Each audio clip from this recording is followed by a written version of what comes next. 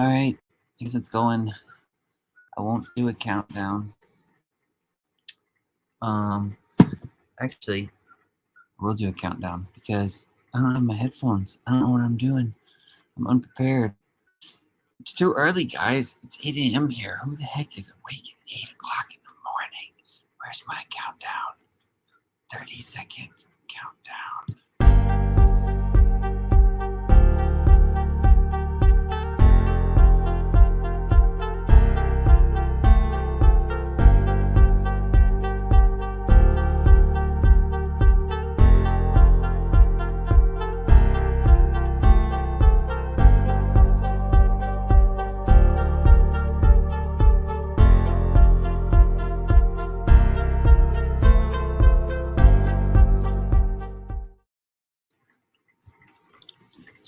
Got it. Okay. Cool countdown. I didn't make it. It was just on here. I don't know if it comes with the program or if Jacob made it. Thanks, Mitch. Oh, my favorite topic, judgment. That's so true. Thanks, Mitch, for joining in here. Keep trolling. Please troll me. So David's here. He's coming. He's on his way. So I don't know if I should wait. I should probably wait for him because he's the man of the hour.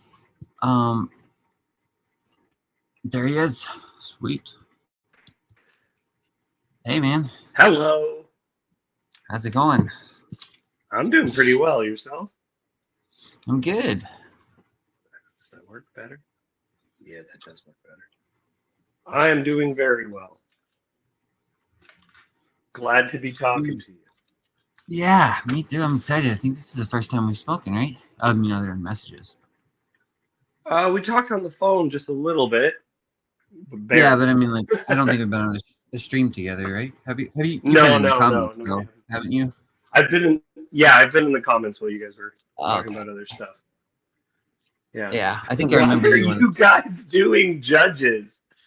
This is a great question, which is basically this week we're going to talk about an overview of judges. So I think that'll probably cover why we are talking about judges. All right. Yeah, that's my friend Mitch. He has a new child as well, so that's why I'm like blaming on the baby. I'm just kidding. Hopefully, you know that's a joke. Yeah. I mean, it's kind of a joke, kind of not, I guess, but it's kind of true, but we don't mind. Yeah. There are advantages to. Are you married, Jason? No. I actually don't know that. Okay. No, I am married. I'm married, but have no children. So there's different levels of freedom at different. I'm not saying that freedom is necessarily a good. I'm much happier to be married than single, but I am happy to not have children right now. I'm sure if I had children, I'd be very happy with them, but that certainly would take away some of my freedom. Yeah, that makes total sense. If you have a child, I'll be here all by myself. Yeah. So let's get into it. I think. Right. Cool. I kind of said that one of the first things we should talk about is how it made you feel. How did judges make you feel this reading? Okay, so right before we start though, do you want me to throw a link in case anyone else wants to hop on, or do you just want to go through this and then open the link later? Yeah, I'm okay with either. As long as people actually want to talk about judges. That's the one thing. Okay. Yeah, that's true. All right. Well, I'll leave it for now then. I'll just see. Mm-hmm. Then we'll go. How did it make me feel? Man, gosh, I don't know, because the book's just so all over the place. I'm glad we're doing this. It's not to you, because I remember you said there's like a whole. When we talked on the phone, you said there's a whole structure to it that you notice when you take it as a whole. I usually when I read, for some reason, I feel like unless it's almost like given to me or it almost feels like a gift, sometimes I have a hard time seeing the whole picture, like zooming out, because I just kind of really look at particulars a lot of the time. Even with like photography, I do photography sometimes, and I like taking pictures of like bark more than landscapes. So I think that's just kind of how I am. But the whole book just seems And I don't know, like, if I'm being honest, you get to the end and you're just kind of like, what the heck just happened? Like, what's going on? That's kind of how I am. Like, Yeah, some that of the was stories read and it's just like weirdly no. I mean, at the end of Judges, there's really no like uplifting conclusion. It's just kind of like, yeah, and everybody. You get this crazy story at the end. It's like everybody did right in their own eyes. There's no king in the land. And you're like, okay, that seems about right for the whole book. Like, people are kind of just doing their stuff. I don't know. What do you think, though? I guess same question. yeah. So the first thing that I would say is very much genre related, and that'll change the way you read the book. Okay. So I believe Judges is a tragedy. I think you're supposed to read the book from the context of how did we get here. Like, I think it may have been written in the period of the exile or just before the exile, and that the purpose of the book is how did things go this wrong. And so the very ending of the book, you are supposed to read the last line and then sigh deeply. You're supposed like, you're supposed to finish it and you're supposed to go and that is the last feeling you're supposed to have. Does that make sense? Yeah, that makes it sweet. Yeah, that's kind of how it feels. Yeah. Yeah, if you're like, wow, that was a really good book, then I don't know, maybe you just weren't paying attention. Yeah. Yeah. Those feel. Go ahead. Go ahead. No, you finish those feelings. Just those feelings are intentional. It's not an unintentional. What the heck was that? That you're supposed to feel that way. Yeah. Feeling that way is correct. And that immediately, I think, gives the book a different context. Yeah. Because I think particularly as Christians, we're kind of trying to look for happy endings and things, and trying to and how this relate to larger stuff and everything else. And Judges is a tragedy. You are allowed to have a book that's actually just a tragedy where you feel terrible at the end. Yeah. And moreover, it's like a Shakespearean tragedy or a classic tragedy. In a classic tragedy, you present like Oedipus the King or Macbeth. You present the lead as having a tragic flaw that will kill them in the end. So all the tragedies end with the person dying. And how you're supposed to feel at the end of Macbeth is Shakespeare does a great job of making you relate to the character, so you love him, so you feel sad that he's dying. But you're also, if in real tragedies, classic tragedies, you are also supposed to say, good. You're supposed to be like, yep, that's what should have happened when that person dies. Which people aren't used to as a primary feeling when watching a piece of media. I actually, did you see Uncut Gems by any chance? Uncut Gems? I don't think so. What is that? Yeah, Adam Sandler. It's a very serious drama, and I would actually say tragedy. Partway through, and I was just like, oh, this guy has a tragic flaw. He's never going to stop until this kills him. I said that to myself in the middle of the movie. Yeah, and it sets it up as these character flaws will kill them eventually. And I think we are basically being set up with the fall of the nation of Israel, and that we're examining it through these characters. So it's supposed to be this downward spiral all the way through. Do you think that inevitable, just with Judges in general, because we all have character flaws? So if we're put in a position of judgment, do you think that's somewhat inevitable of just Yeah, weirdly so playing that out. at the end of the book of Deuteronomy, Moses says to the people, you can't do it. You're not going to be able to serve Yahweh. You're going to fail. You're going to end up in exile. Like Okay. everything's and they say, no, no, no, no, no. We promise Moses, we won't fall away. And he said, okay, then you have testified against yourselves. That's the end of the book of Deuteronomy, and then Moses goes off and Pooper. dies. That's yeah, yeah, yeah. But I'd be like, These come are on, man. yeah. Moses' last words are to this extent, but then Joshua takes over, and the end of the book of Joshua has the exact same thing happen, where that famous bit that everyone knows, where Joshua says, "As for me and my house, we will serve the Lord." He is actually saying, you are unable to do what God has asked you to do. You are not going to do it. You're going to mess up. You're going to get, and then the punishment is going to be exile. That's stated in the Torah. So they know from the time of Moses that their disobedience will result in them being exiled and them being lost and everything else. So it isn't a surprise. We'll say that it is already set up that this is what human beings are like. And I would actually say, and I think I talked to Jacob about this before, I think Israel failing is actually them succeeding, in that Israel is supposed to be the representation of God, the representation of human beings to God. So I don't think the nation of Israel failed, because I think in failing they just illustrated what human beings are like. So in failing, they succeeded in representing what you and me and everyone we know are like. Yeah.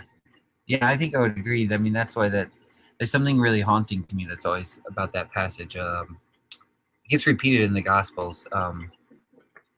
Like basically, it's a quote from Isaiah where it says, "Has blinded their eyes and like hardened their hearts, so that seeing they will not see, hearing they will not hear." Basically, they should turn their heart and heal them, or something like that. But it's like through that, I don't know. Yeah, through that kind of gives direction or whatever, and everyone else it opens up new doors or new avenues or something like that to more to greater glory or something like that. Right. Yeah, without a doubt. Super interesting. Other elements of the story, so that it has that tragic perspective, without a doubt. I think it has a central character. It has. So part of what I mean by the structure is that you get in, I believe it's chapter 3, that you get the restatement of end of chapter 2, beginning of chapter 3. You get this overview of everything that happens in the book and what happened before. So it says, it talks about Joshua again and so basically you have, the book explodes. It immediately occurs in this very, very bizarre story that everyone skips, but is actually one of my favorite stories, and I think is actually the thesis of the book. Okay. And then which story, in chapter 2 or chapter 3?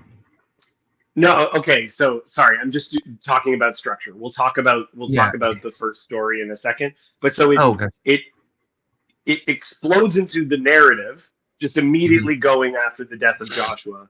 But then in chapter 2 and the beginning of chapter 3, it goes over everything that happened before.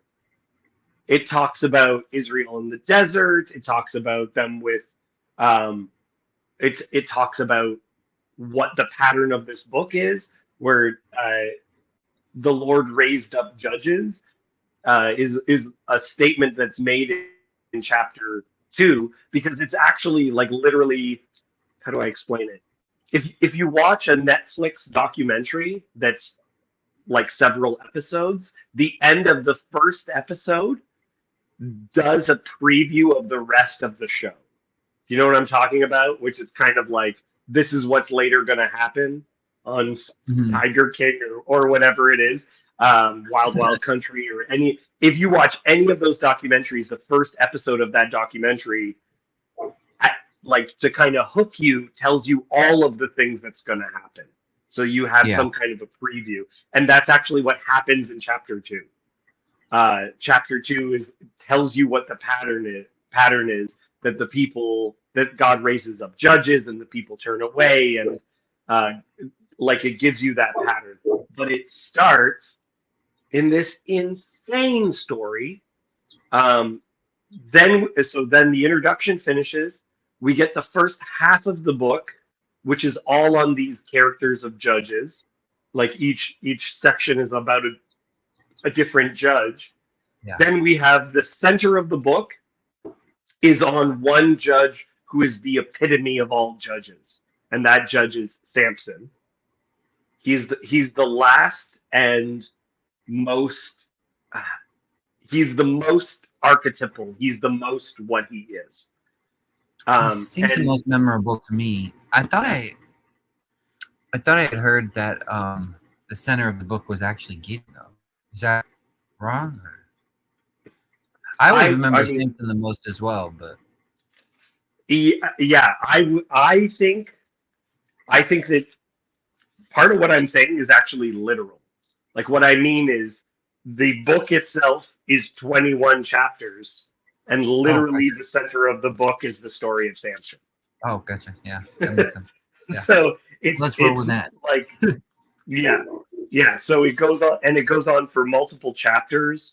And then after that, it goes into what seems to everyone else to be a complete one-off.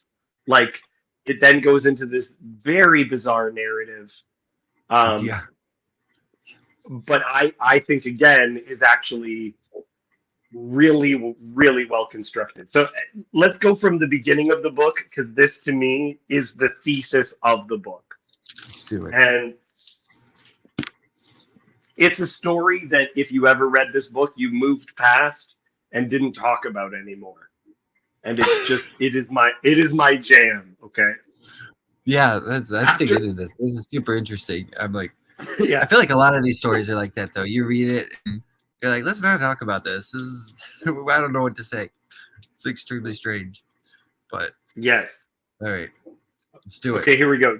Judges chapter 1. After the death of Joshua, the people of Israel inquired of Yahweh, who shall go up first for us against the Canaanites to fight against them? Yahweh said, Judah shall go up. Behold, I have given the land into his hand. And Judah said to Simeon, his brother, come up with me into the territory allotted to me, that we may fight against the Canaanites. And I likewise will go with you into the territory allotted to you. So Simeon went with him.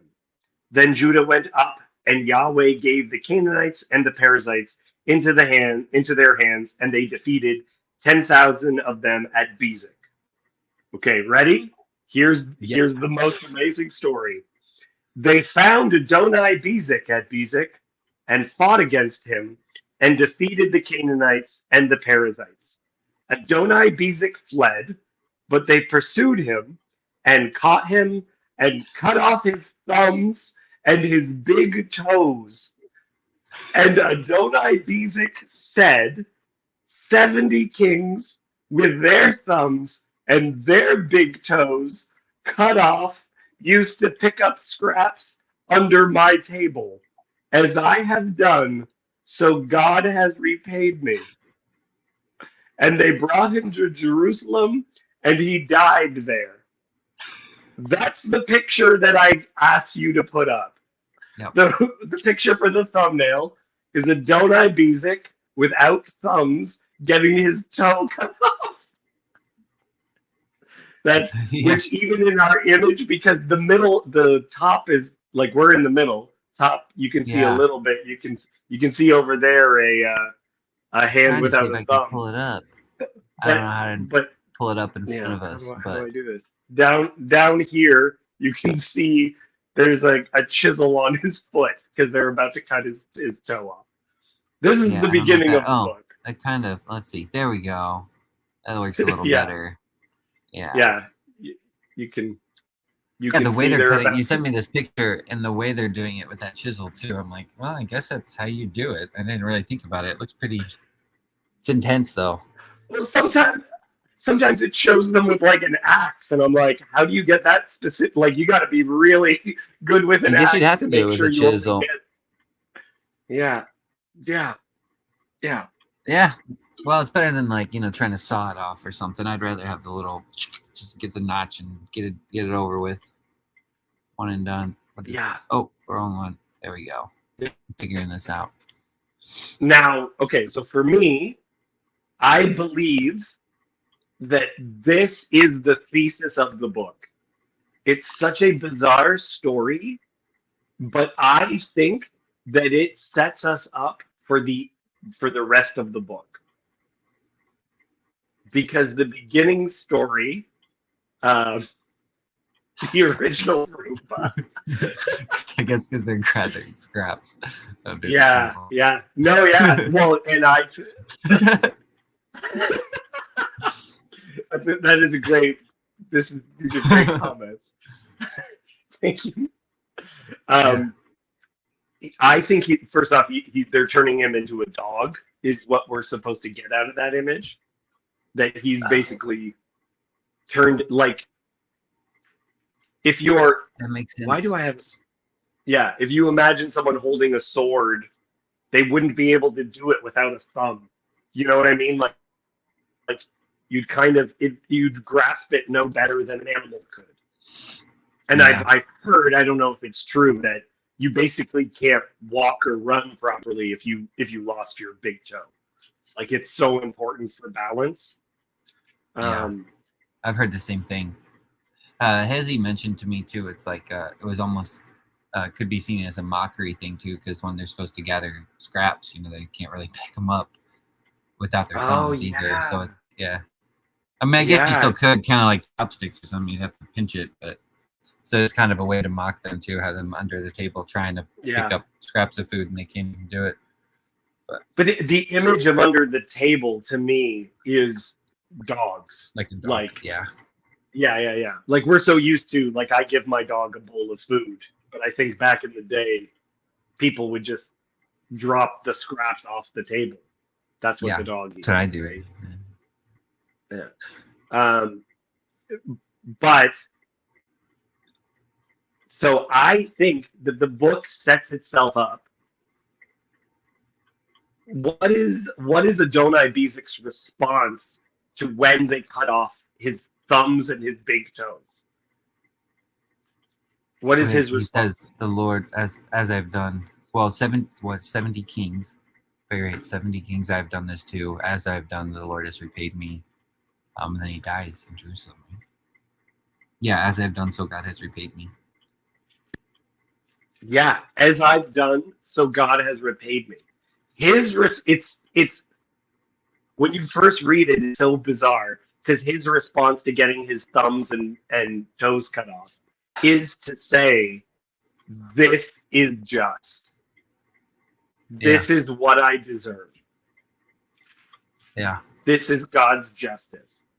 I think at the end of the book, as all the terrible things happened, and because, again, I think this is actually really about the exile that will eventually happen to him, you are not supposed to say, "Oh, where did this come from? This came out of nowhere."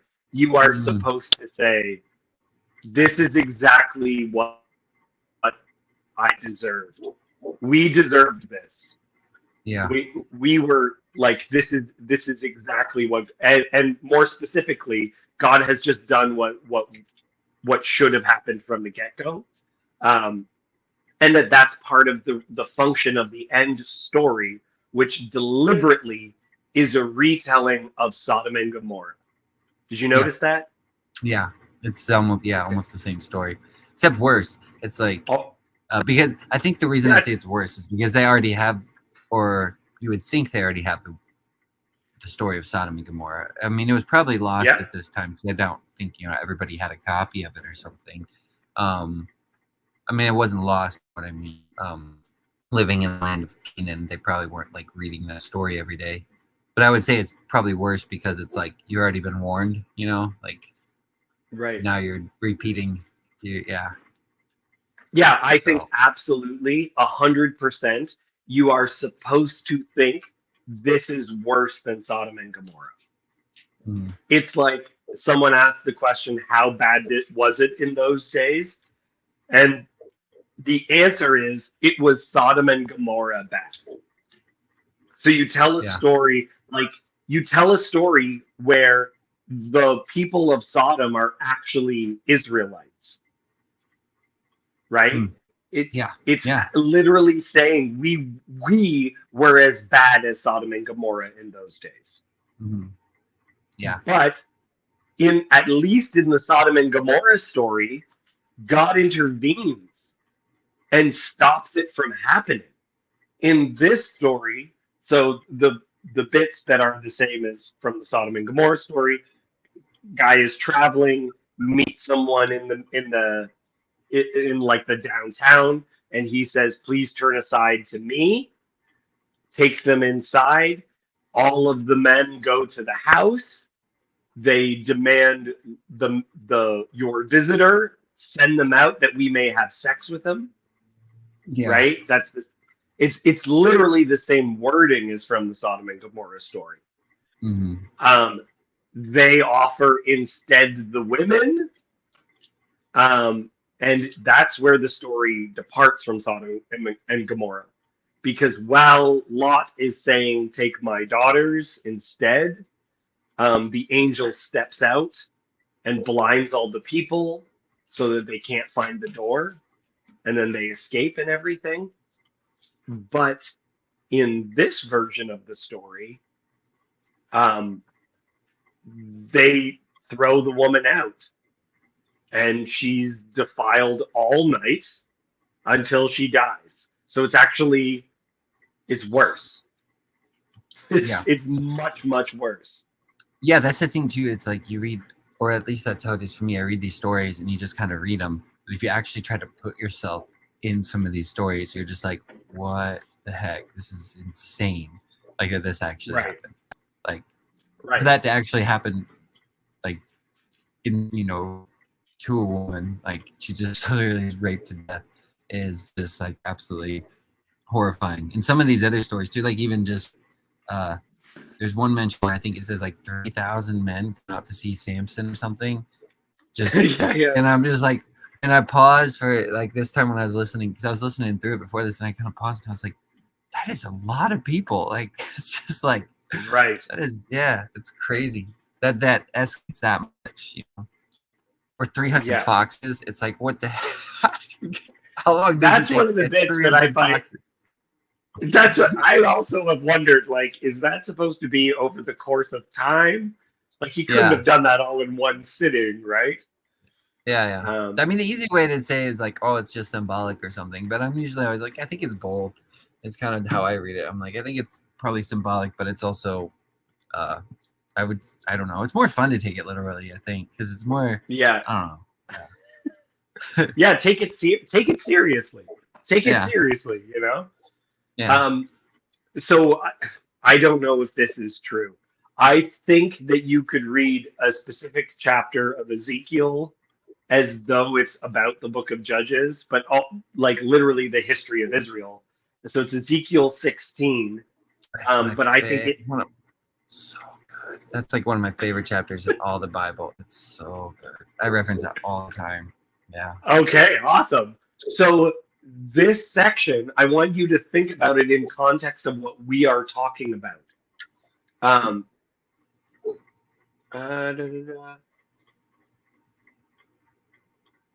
Okay. As I live, declares Yahweh God, your sister Sodom and her daughters have not done as you and your daughters have done. Behold, and then it continues on. Samaria has not committed half your sins.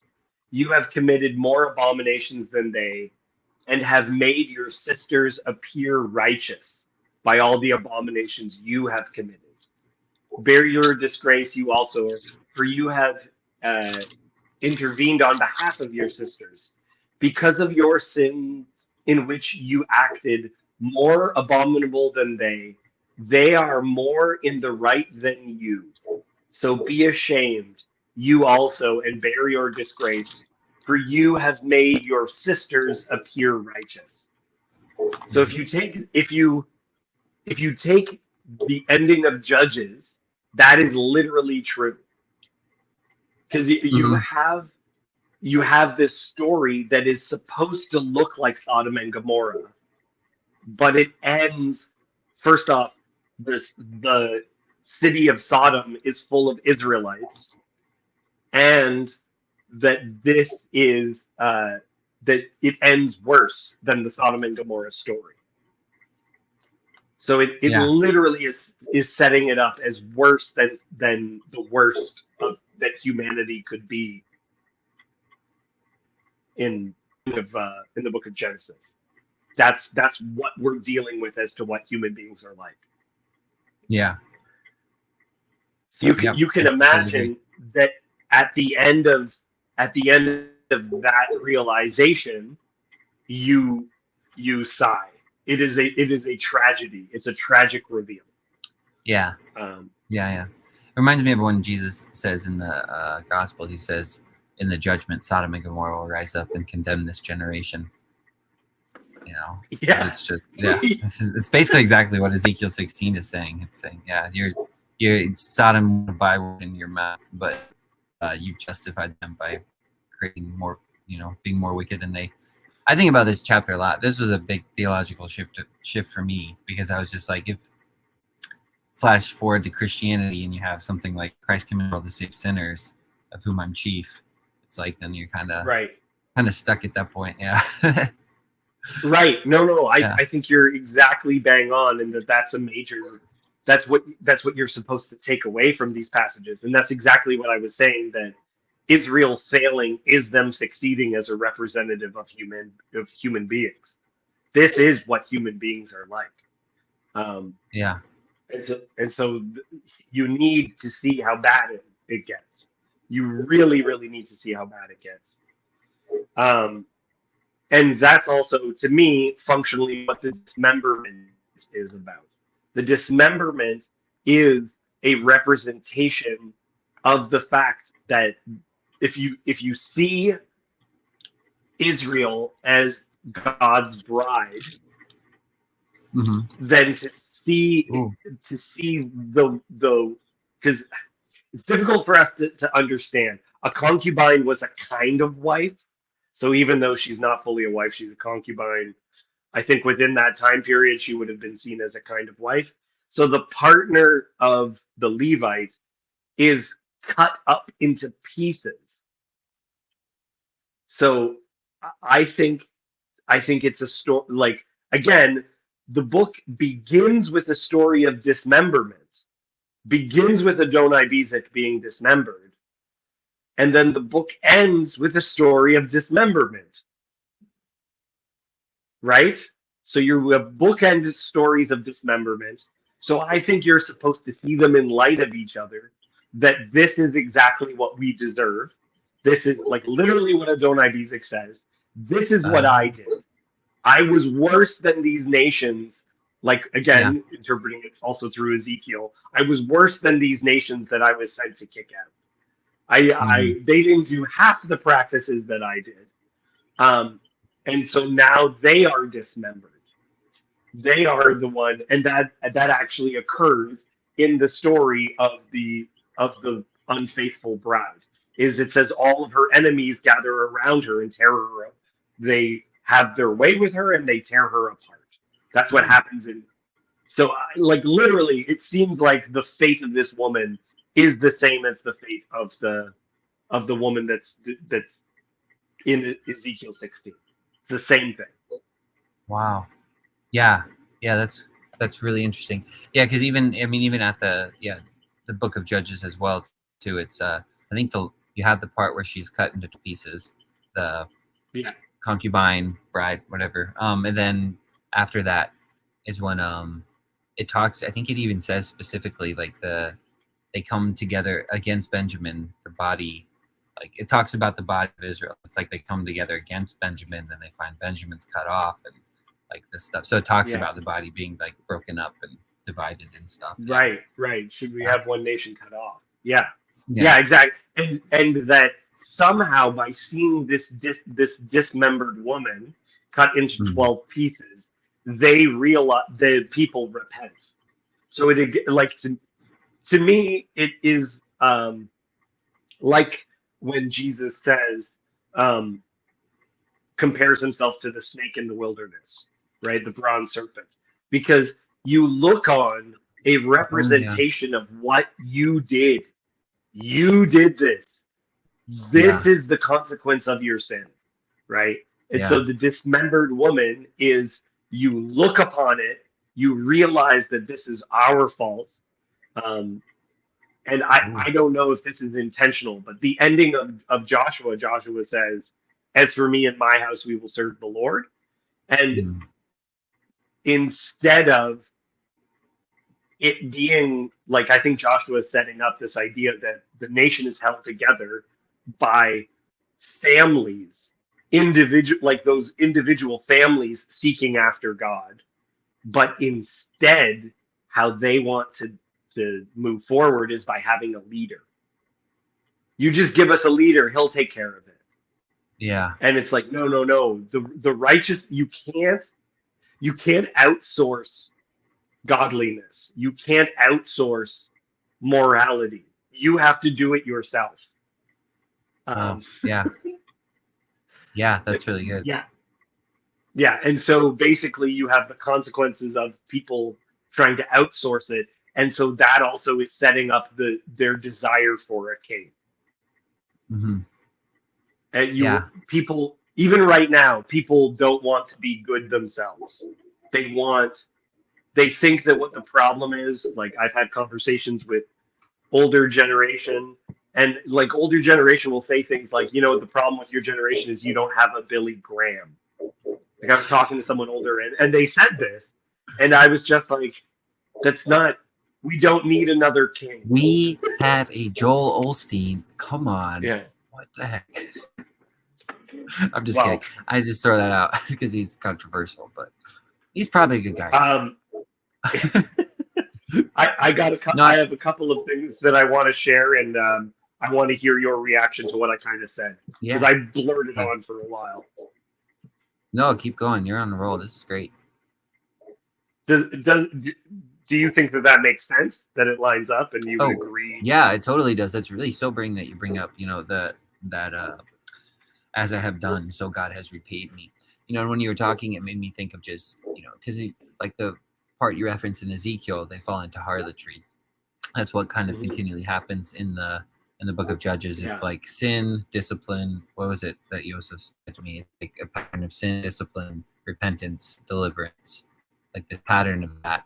That's exactly kind of what happens in Ezekiel. But the thing with harlotry is like you don't have a unified head or God that you're worshiping. Like you're then the body's divided, because each part of the body is literally like would be splitting up. Like we worship this God, you worship that God, and then it's just continually going to fracture. So even in the act of just falling harlotry or idolatry, I think you would eventually fall into the body would continually be split up. But that kind of makes me wonder about the idea of wanting a king as well, because I feel like I guess if you have one king over a whole nation, it's still unified under one person. But I wonder if that's still kind of a form of, or could be seen as a form of idolatry, or makes it easier to slip into something like idolatry. I don't really know. Yeah, well, and part of what's going on, it definitely has this notion that kingship is very complicated in the Old Testament. Yeah. Because the introduction of the concept of kingship is in Deuteronomy, which is not presented as negative. It is presented as positive.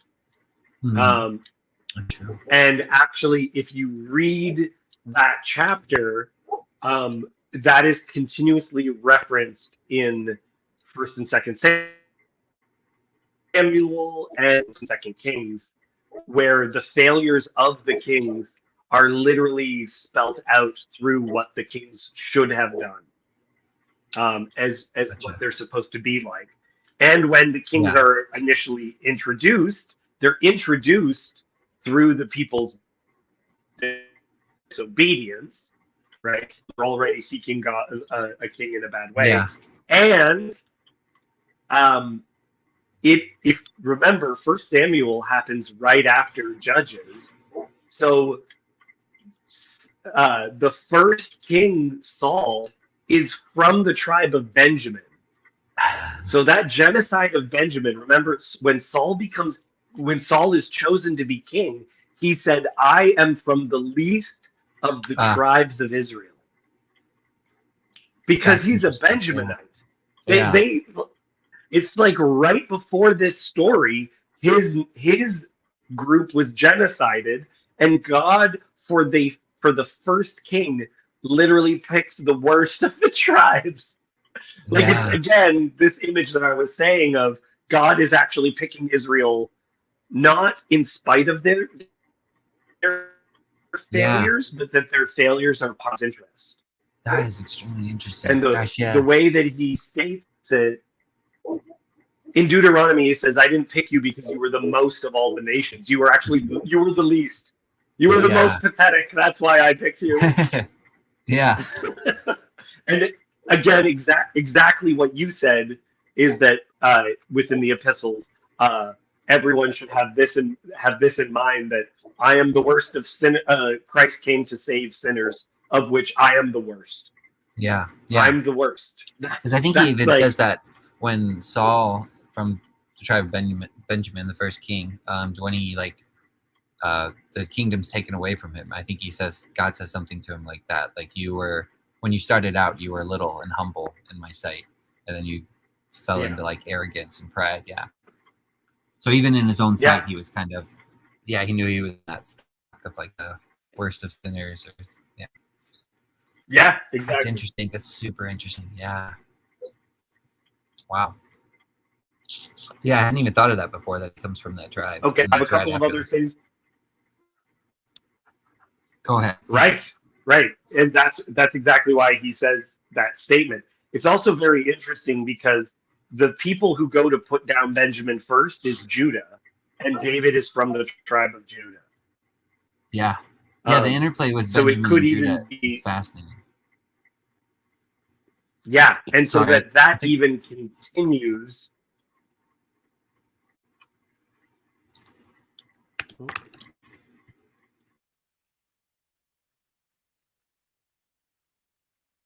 Everything okay?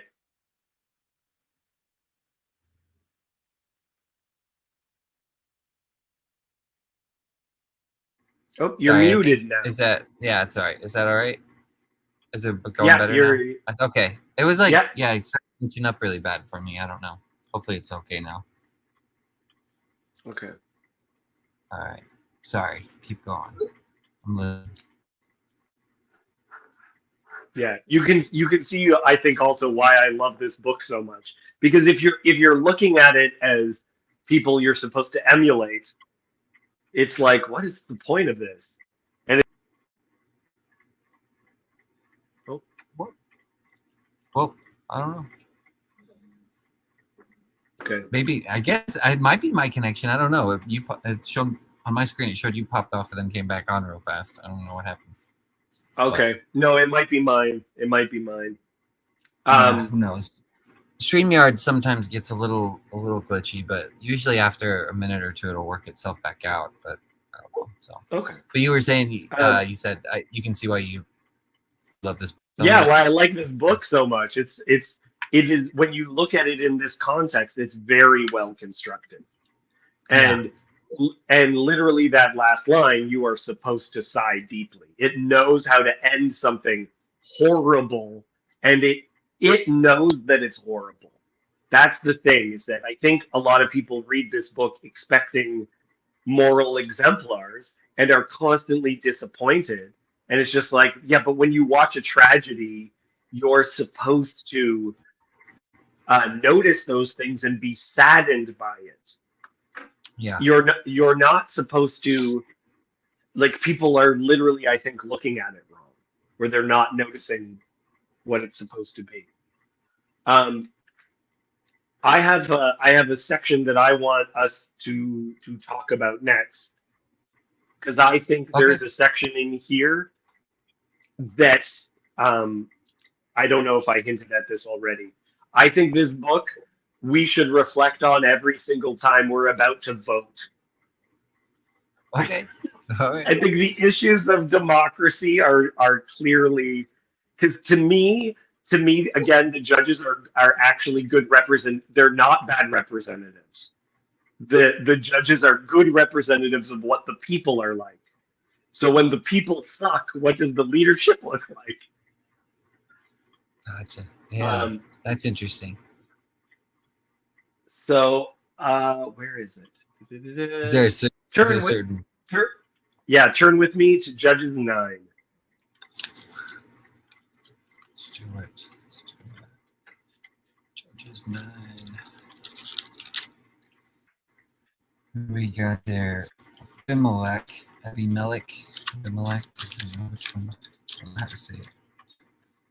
Is it the trees? Oh, I like Yeah. the trees. I love the parable of the trees. The parable of the trees. And I honestly mean this. I think, like, if as any nation that seeks to be ruled by biblical principles, this passage should be read on the eve of elections. That'd be good. Which is the most upsetting thing. Although most people would probably read it and just be like, "What the heck?" Yeah, you can go. You want me to read it while you're gone, or? Yeah, read it out loud. So it's verses 7 to 15. All right. So read 7 to 15. Okay. All right. Now, when they told Jotham, he went and stood on top of Mount Gerizim and lifted his voice and cried out. And he said to them, "Listen to me, you men of Sechem," or Sehem, I don't know. That God may listen to me, you men of Sechem, that God may listen to you. The trees once went forth to anoint a kingdom, and they said to the olive tree, "Reign over us." But the olive tree said to them, "Should I cease giving my oil, with which they honor God and men, and go to sway over the trees?" Then the trees said to the fig tree, "You come and reign over us." But the fig tree said to them, "Should I cease my sweetness and my good fruit, and go sway over the trees?" Then the trees said to the vine, "You come and reign over us." But the vine said to them, "Should I cease my new wine, which cheers both God and men, and go to sway over the trees?" Then all the trees said to the bramble, "You come and reign over us." And the bramble said to the trees, "If in truth you anoint me as king over you, then come and take shelter in my shade. But if not, let fire come out of the bramble and devour the cedars of Lebanon." It's back. That's it. Just finished. Perfect timing. Perfect. Yeah, so all of the trees that are good trees have their own thing going on. They are too busy to become king. Yeah. Right? They got their own purpose. And this actually kind of reminds me of Plato. Plato said that the people who would lead your society wouldn't want to. Right? Like it's the problem with politicians, right? The people who want to be in charge are the last people that we should let be in charge. Yeah. Yeah, the problem is if you read this before people vote, then they might go vote, and then this might actually come true. Because there's like a whole, well, I guess you don't have to read the curse and the blessing part. Where he puts the curse on it. So this is it. This is very important for people, because people will say after an election that wasn't really their choice, or they wish that it could have been better. They wish they could have better representatives. This is what I think. I think our representatives are perfect. I think our representatives are perfect. And we disassociate ourselves from their flaws instead of saying, this is what we get. This is what we deserve. This is this is Yeah. the perfect this is a perfect representative. How is both Trump and Joe Biden not perfect representatives of what America is like right now? Don't say to yourself these are bad representatives. These are perfect representatives. You couldn't write better representatives of what human beings are like than Joe Biden versus Donald Trump. It's a good point. It's a very good point. Now people as tribally don't notice the flaws of their own people, but seriously, this is what you deserve, right? I did not vote for Justin Trudeau. I'm in Canada. Justin Trudeau is a perfect leader of Canada.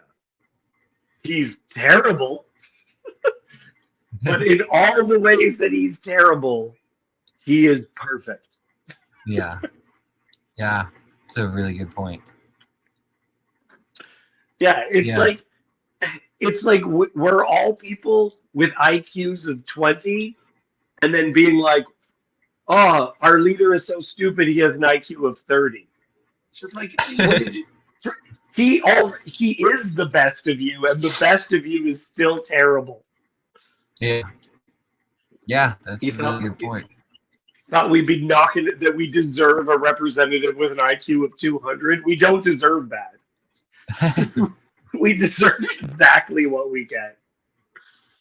So here's a probably really loaded question. So then what do we if that's the case, what you're saying there, then how do we even approach the idea of a Messiah? Wouldn't it be like, when he comes we shall be like him, something like that? That would be my thought then. Because if you're thinking of a Messiah, whether Jewish or Christian perspective, is kind of like a reigning king. And if it's like, if he's to be a perfect representative for us, he'd also have to be almost a perfect representative of us.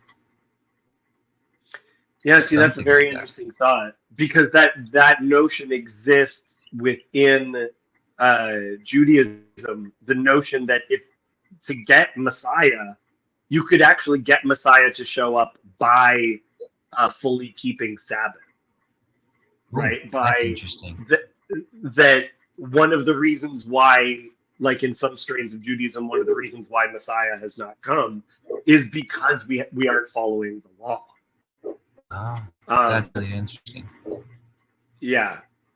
I think there's something similar in Christianity in some ways too, though. There's a weird, strange verse in, I think it's 2 Peter, and it says like hastening the day of the Lord.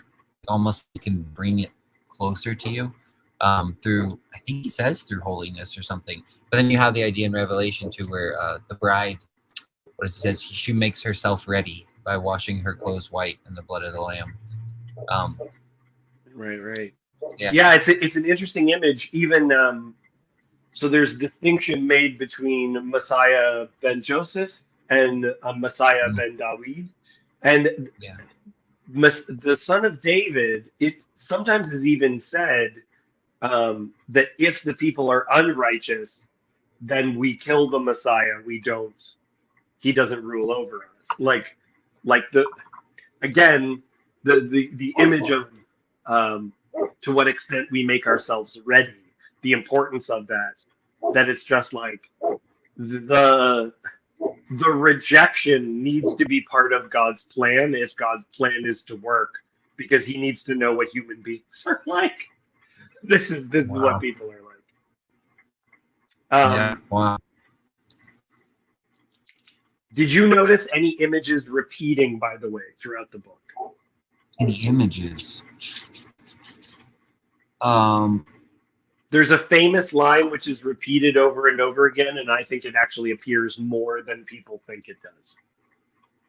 I mean, I know that one was repeated a few times, like everybody did what was right in their own eyes, but other than that, I don't know. Nothing comes to the front of my mind.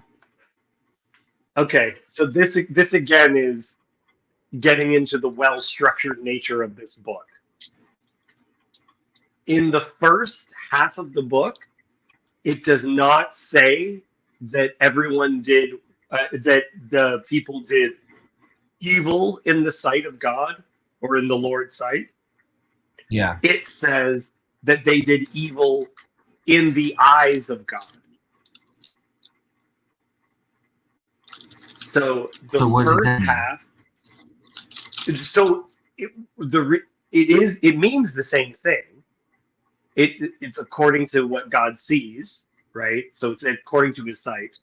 But what Yeah. it means is this image that people quote, the everyone did what was right in their own eyes, and that there was no king in the land. That doesn't happen until the middle of the book. It's after Samson that you repeatedly get this expression, everyone did what was right in their own eyes because there was no king. Okay. Says that over and over again. But before that, what appears over and over again is also in eyes, but it's not in our eyes. We do it. It sets up a synonymous that these statements are the same.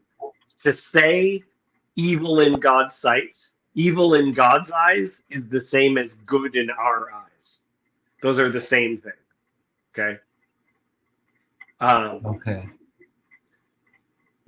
And where this comes to an absolute head is in the character of Samson. Okay. Ooh. That's really interesting. So again, this is what I'm saying is he is the center character.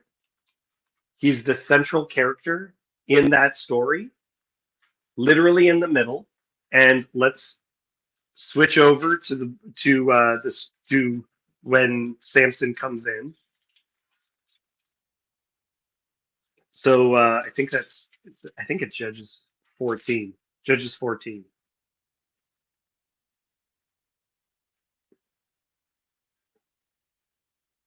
Okay. So this is when Samson is grown. Oh, you switched locations.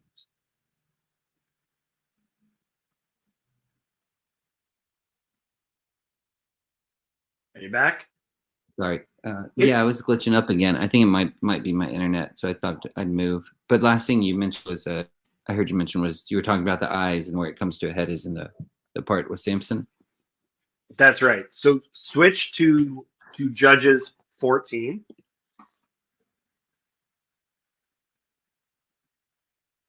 And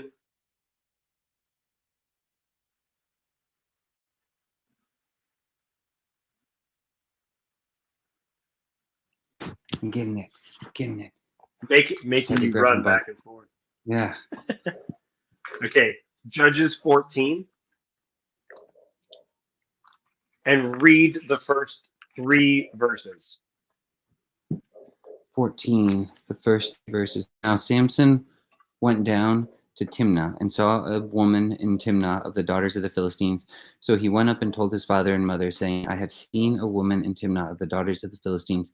Now therefore get her for me as a wife. Then his father and mother said to him, Is there no woman among the daughters of your brethren, or among all my people, that you must go and get a wife from the uncircumcised Philistines? And Samson said to his father, Get her for me, for she pleases me well. Is that right? Verse 3? Actually, go all the way down to verse 7. All right.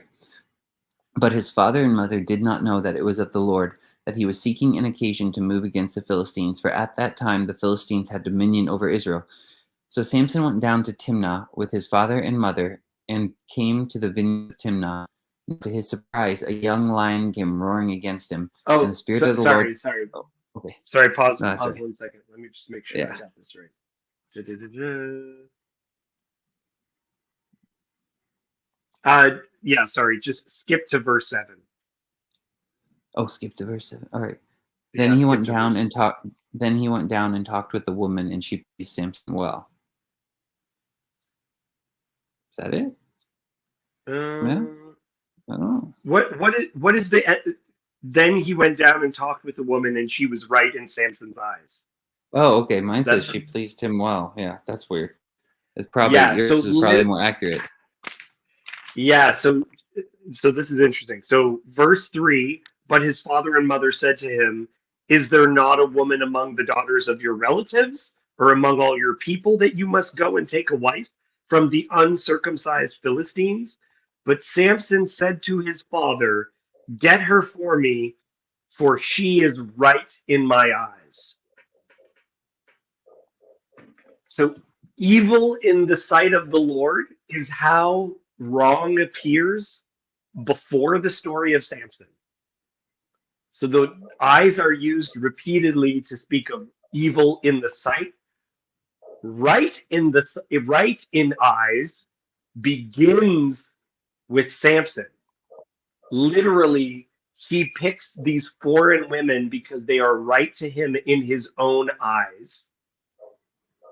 And and then afterwards, for the rest of the book, the way of saying evil is right in their own eyes. So he uses when I say that he is the condensed version of the book, it literally is. This is the way that evil is described for the rest of the book. Is the way that the sin of the nation is described identically to the sin of Samson, his temptation, right in our own eyes. Okay. Does that is that lining up? Yeah, yeah.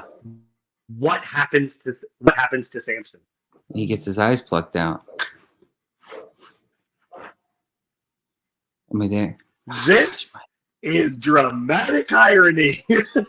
Yeah. This is the perfect setup of you have repeatedly in the eyes of God, in the eyes of God, in the eyes of God, right for me and right. She is right for me in my eyes, right for me in my eyes. If I have this right, I'm looking at it right now. As I have done, so as God has done to me. That's right. So repeatedly he says, "As I have done, so I've deserved this." He gets his eyes gouged out. Of course he gets his eyes gouged out. He has to have his eyes gouged out. That is perfect justice for the path he went down. Yeah. Yeah, it's really that part always reminds me too, because that happens again in the Book of Kings with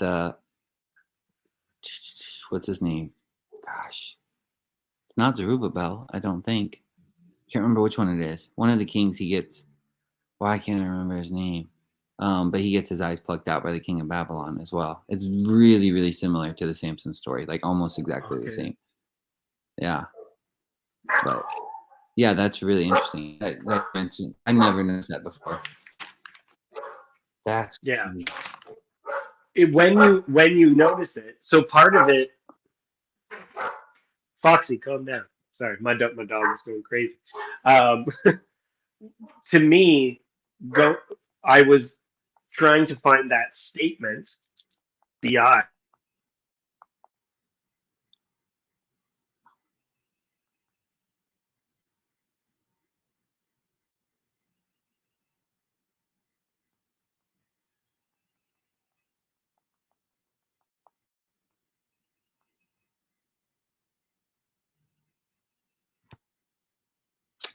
I don't know if it's me that's glitching up or if it's David. I can't tell.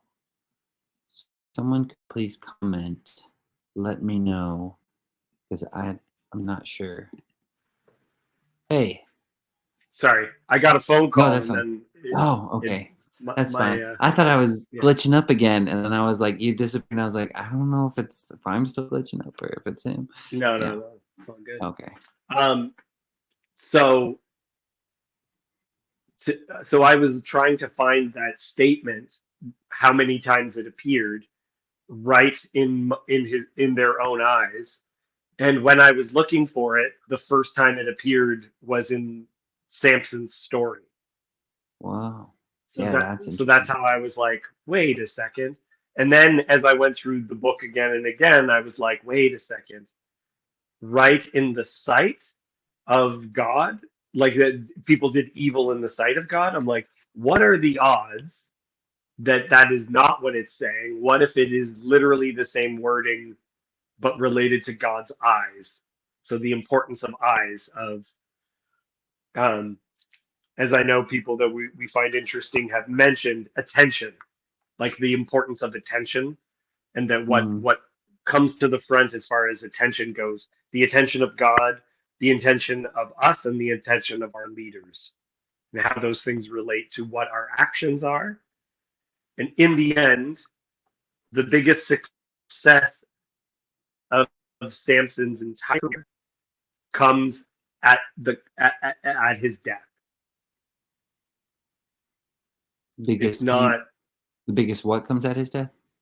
the biggest success comes at his Oh, death. biggest success. Okay, yeah. It says when all the people die, it says more died that day than in all the rest of more died in his death. Or what is the exact line?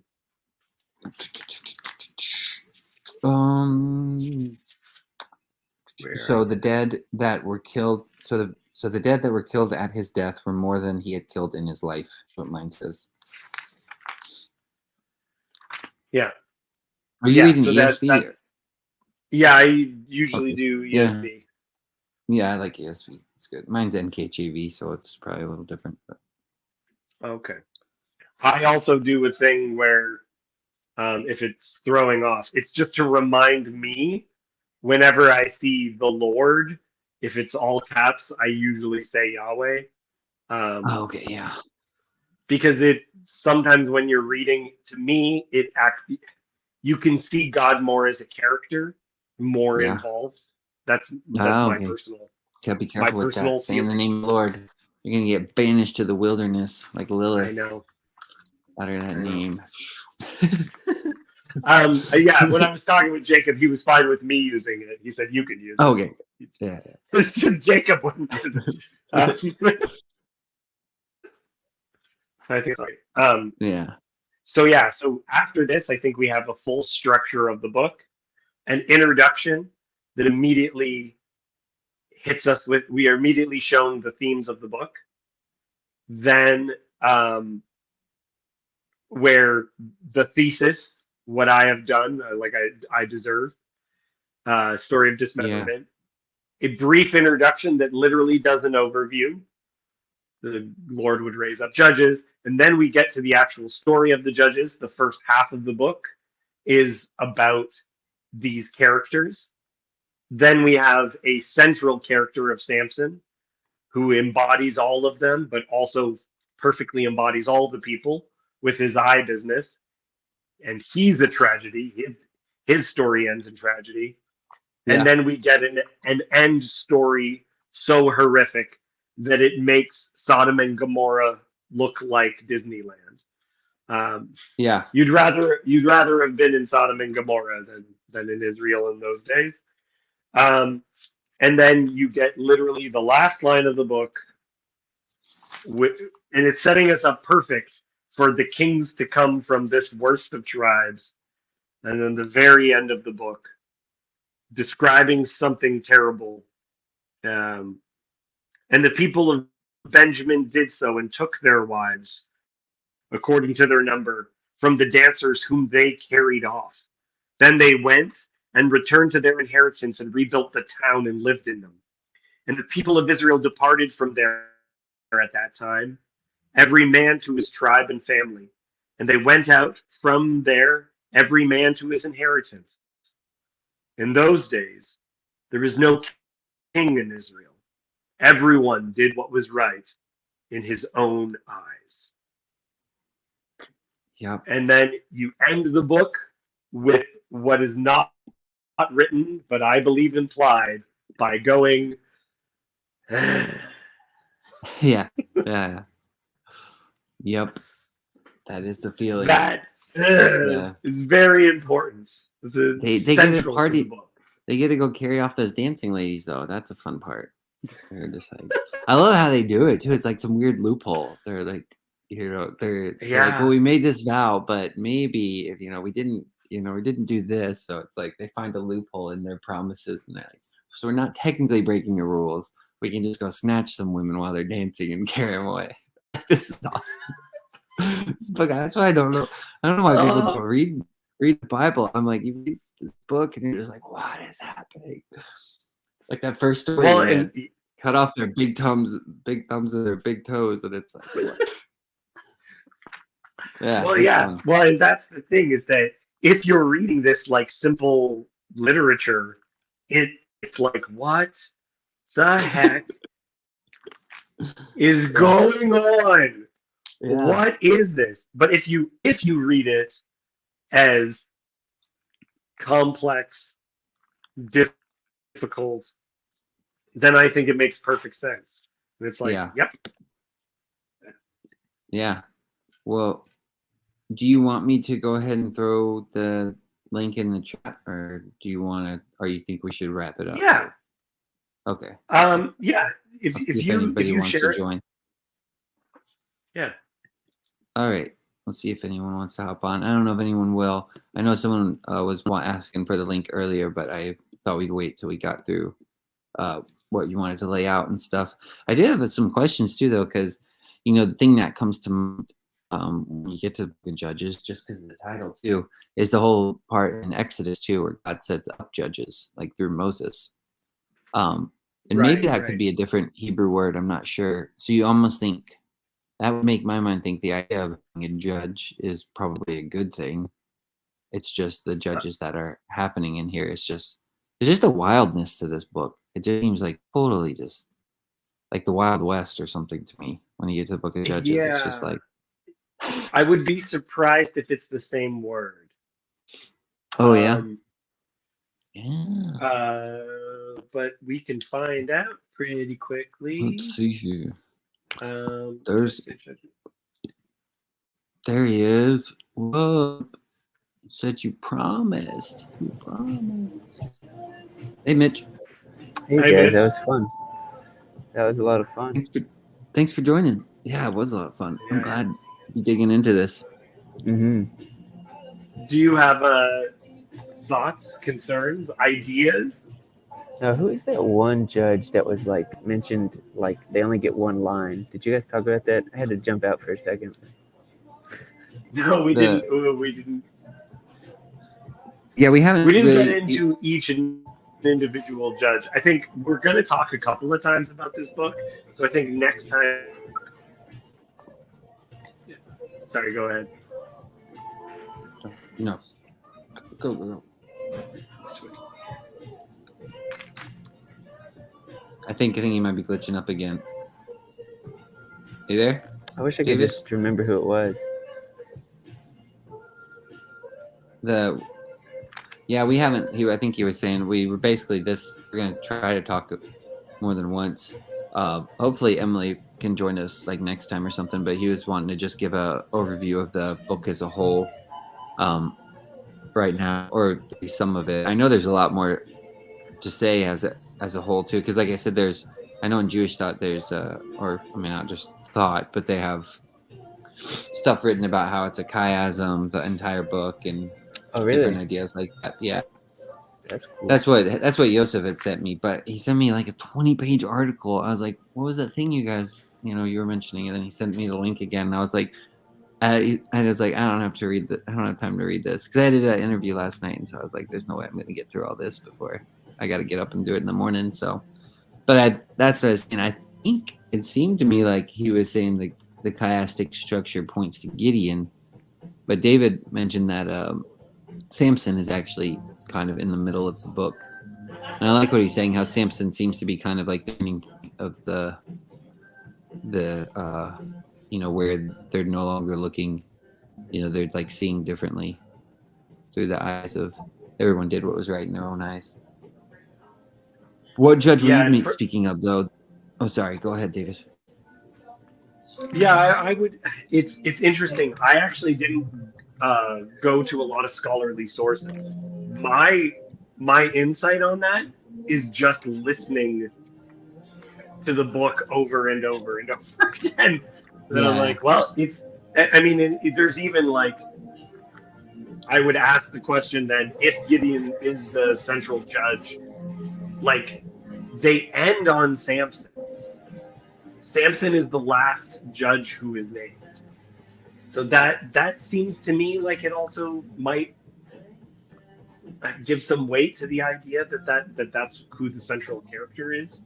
Like it's the epitome, it's the top. Yeah.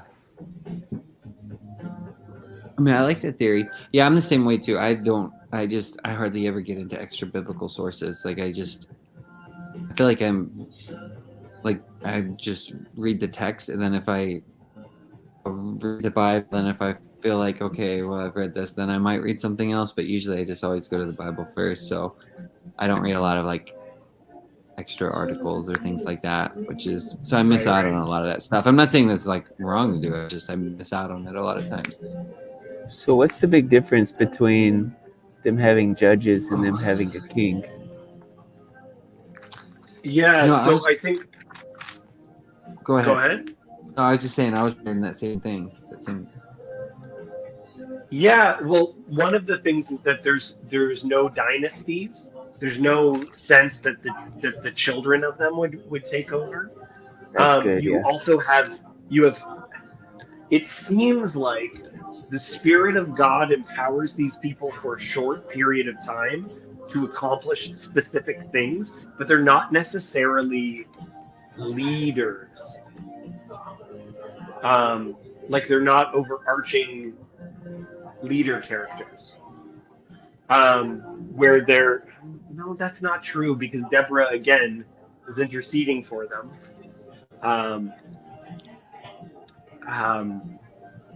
So what we definitely have within these characters,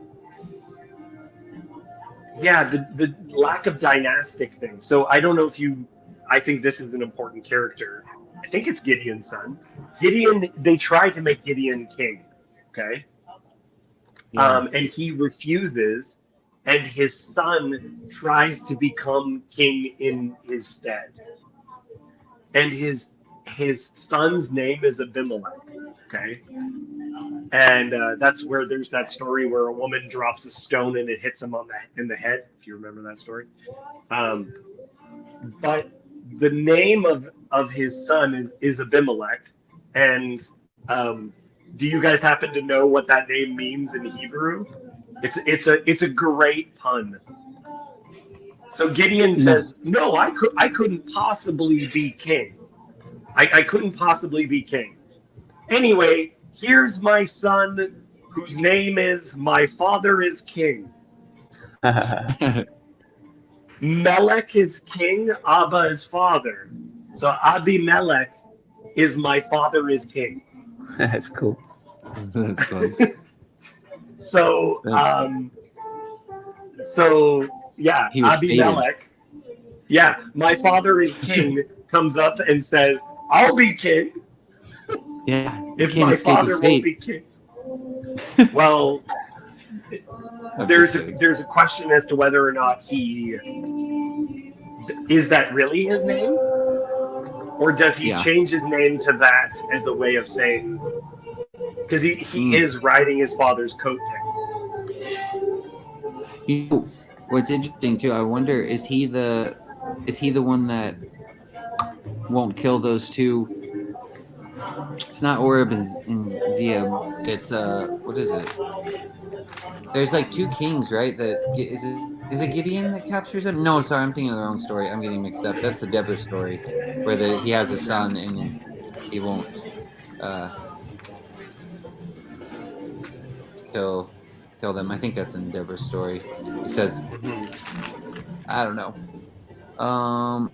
What else was I? Oh yeah, speaking of names though, the Adonai or Adoni Bezek is like in the one we mentioned at first. I think that means like Lord of Lightning or Father of Lightning or something like that. And I kind of makes me think like Odin or Zeus or something like that. I don't know, but I don't think it's supposed to be referencing that. But it's just fun. Right. Well, there's reference to a place called Beth Shemesh, and In Hebrew, that would be house of the sun. But Shamash is the name of the Babylonian god of the sun. In like That's the Epic of interesting. Gilgamesh, one of Gilgamesh's parents is Shamash. Yeah. Hey, Mitch.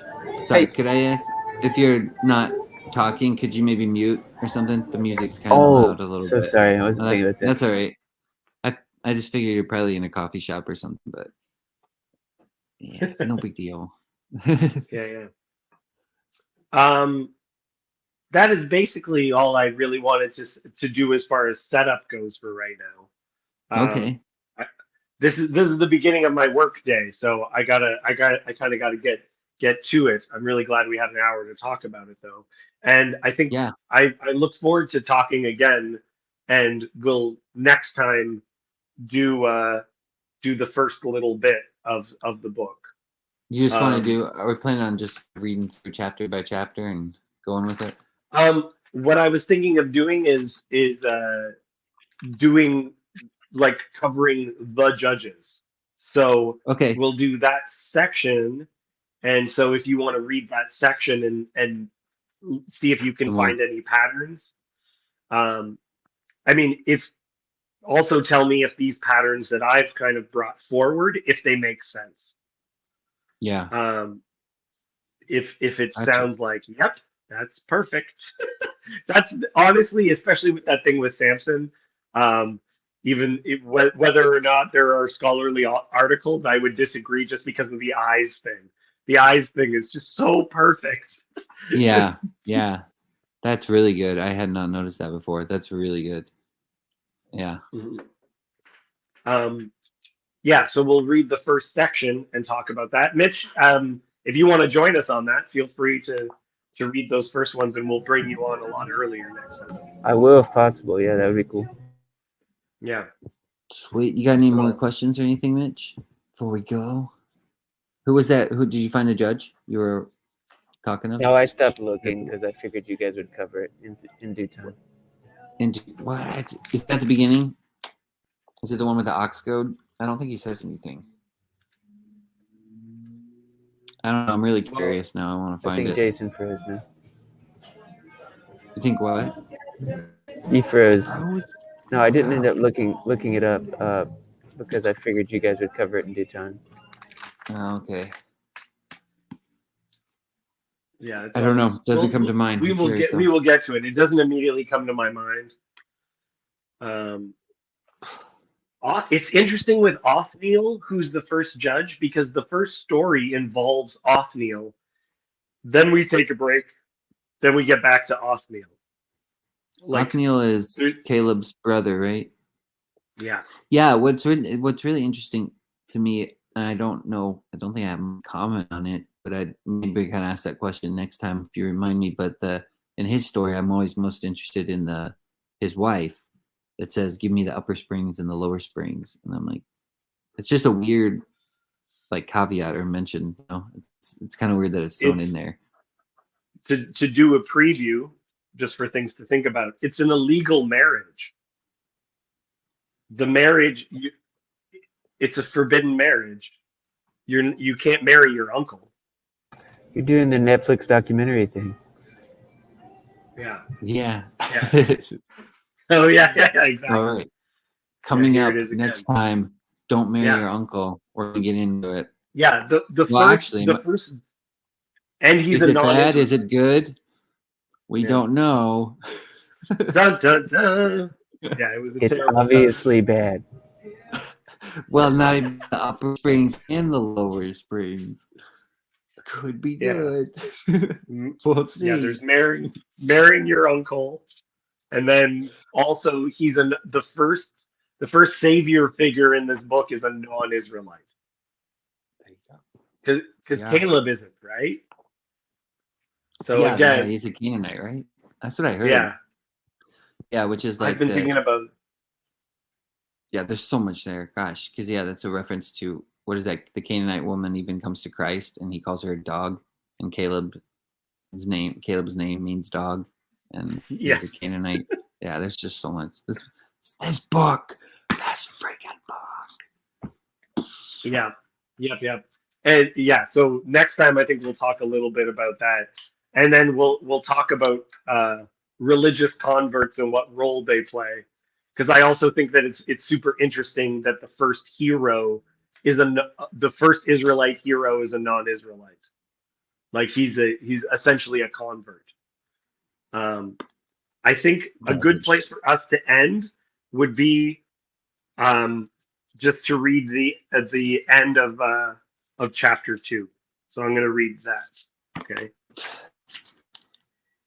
So this is exactly that Netflix end of first episode. So the end of chapter 2, verse 11. And the people of Israel did what was evil in the eyes of Yahweh and served the Baals, and they abandoned Yahweh, the God of their fathers, who had brought them out of the land of Egypt. But they went after other gods from among the gods of the peoples who were around them and bowed down to them. And they provoked Yahweh to anger. They abandoned Yahweh and served the Baals and the Ashtaroths. So the anger of Yahweh was kindled against Israel, and he gave them over to plunderers who plundered them. And he sold them into the hands of their surrounding enemies so that they could no longer withstand their enemies. Whenever they marched out, the hand of Yahweh was against them for harm, as Yahweh had warned, and as Yahweh had sworn to them, and they were in terrible distress. Then Yahweh raised up judges who saved them out of the hand of those who plundered them. Yet they did not listen to their judges, for they whored after other gods and bowed down to them. They soon turned aside from the way in which their fathers had walked, who had obeyed the commandments of Yahweh, and they did not do so. Whenever Yahweh raised up judges for them, Yahweh was with the judge, and he saved them from the hand of their enemies all the days of the judge. For Yahweh was moved to pity by their groaning because of those who afflicted and oppressed them. But whenever the judge died, they turned back and were more corrupt than their fathers, going after other gods, serving them, and bowing down to them. They did not drop any of their practices or their stubborn ways. So the anger of Yahweh was kindled against them. We'll pause there. that is the summary of the Sounds good. book, the summary of the time, and that is the end of Netflix episode 1. All right. Sounds great. Well, thanks for doing this. We will meet up next week, or are we just going to talk to Emily Yeah, and try to pick it up? Yeah, let's do next week. Let's do that. Okay. That All sounds right. good. We'll plan on next week, same Okay. time. All right. See ya. Yes. See you guys. Bye, Thanks for guys. doing this. I'll end it here.